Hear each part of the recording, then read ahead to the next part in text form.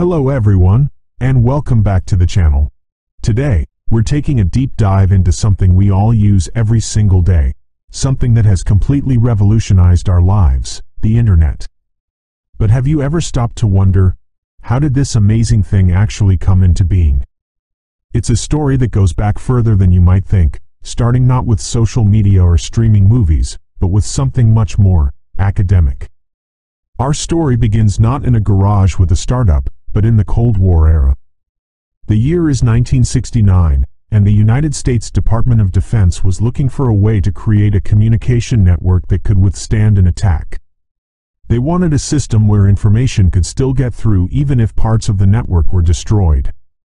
This led to the creation of ARPANET, which stands for Advanced Research Projects Agency Network. Think of ARPANET as the Internet's great-grandparent. It connected a few university computers at first, allowing scientists and researchers to share information and computing power. It was pretty basic, mostly just text, but it was a groundbreaking step. The key idea behind ARPANET was something called packet switching. Before this, if you sent a message, it traveled as one continuous stream. If that stream got interrupted, the whole message failed. With packet switching, messages were broken down into tiny packets of data, each taking potentially different routes to reach the destination. Once all the packets arrived, they were reassembled. This made the network incredibly resilient and efficient, exactly what they needed. As the years went by, more and more universities and research institutions joined ARPANET. But here's where things really started to take shape.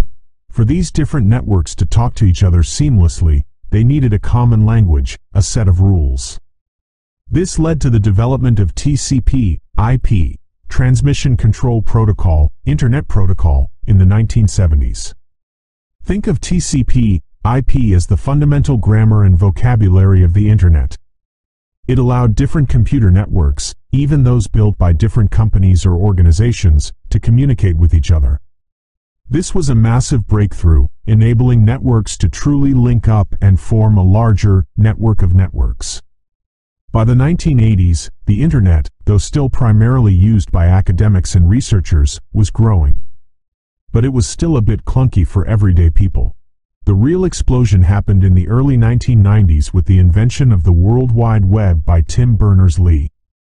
The web gave us something we could see and click on: web pages, hyperlinks, and browsers. This made the Internet incredibly easy to use and navigate for anyone, not just computer scientists. Suddenly, it was no longer just about sending messages. It was about accessing information, sharing ideas, and exploring a vast new digital landscape.